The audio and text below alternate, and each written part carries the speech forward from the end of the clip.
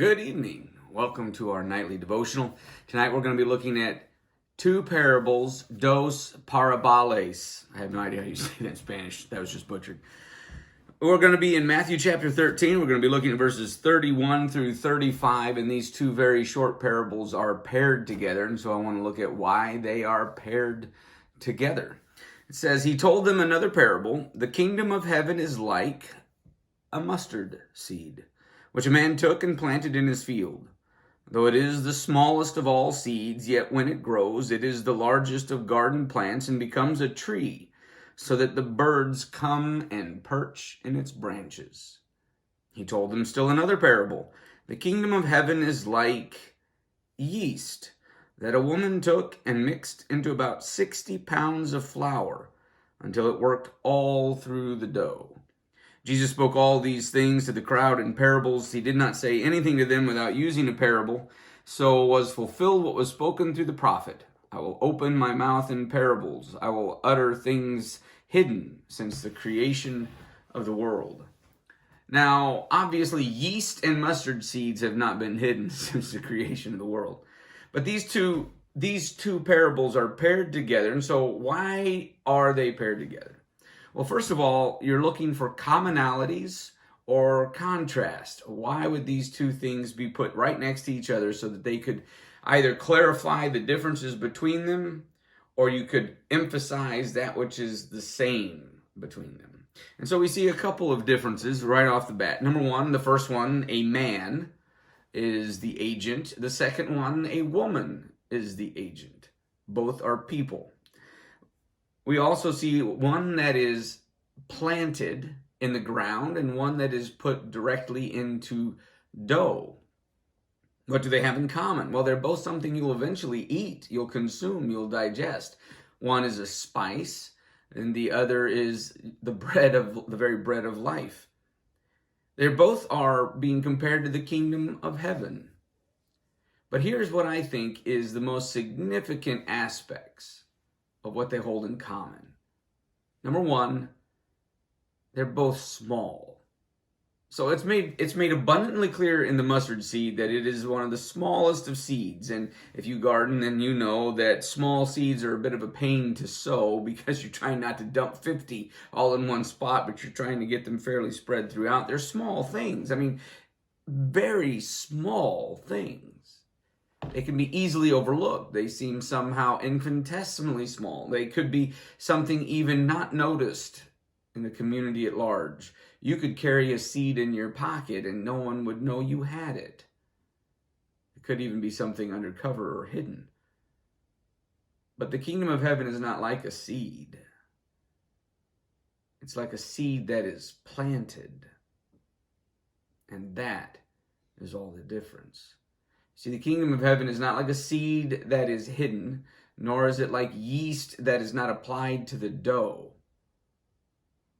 They're small, innocuous. They can go unnoticed for a time, but they grow. You could start with, let's say, 13 seeds and have 2.1 billion self-proclaimed Christians in the world today. The kingdom of heaven is small. You can carry it around in your pocket.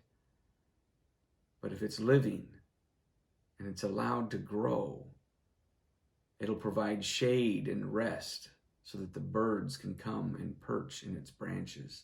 Not only is it no longer unnoticeable, but it's gargantuan in the landscape. It forms and shapes culture.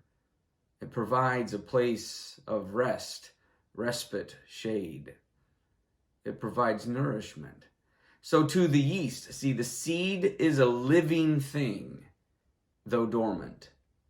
Yeast is a living thing, though dormant.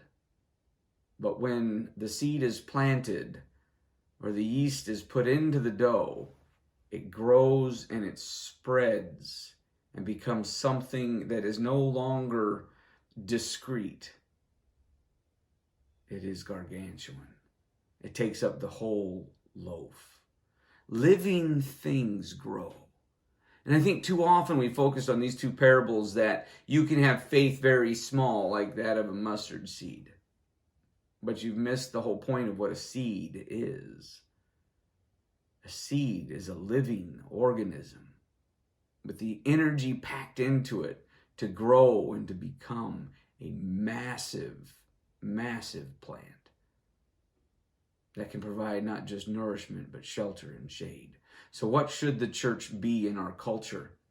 I would say this is a question that is answered differently at different times and places. In China, the church has been growing by a factor of 10 by underground, hidden house churches that you need to know the secret password to get into. And in secret, in the hidden places, it has become a massive group in China. In South Korea, it's completely different. In South Korea, it has got some of the largest churches in the world. In fact, the mega church, you could say, is South Korea's primary way of reaching their people. And South Korea sent missionaries to America now. I mean, come on. So it works. House church hidden, mega church, Seoul, Korea. I mean, it's just massive churches that would blow your mind, larger than some cities in the United States.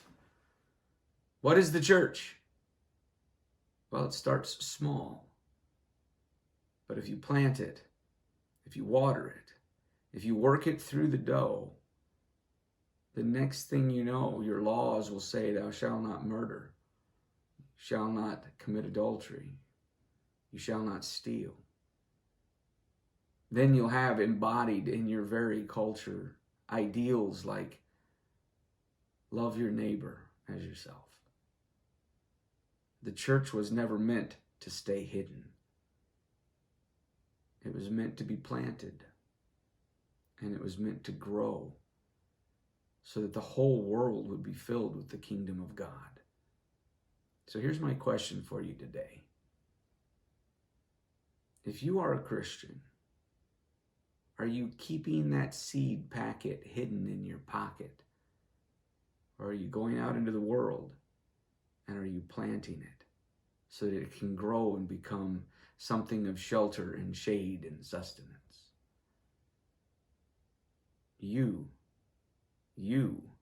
whether man or woman, are the agent of the growth of the kingdom, whether it be yeast in dough or a seed in the soil. Stop hiding your faith. Let it grow. Let the people around you know and provide shelter and shade. And may the God of this kingdom bless you and keep you. May he cause his face to shine upon you and be gracious unto you. And may you provide shade for those in your life who need it.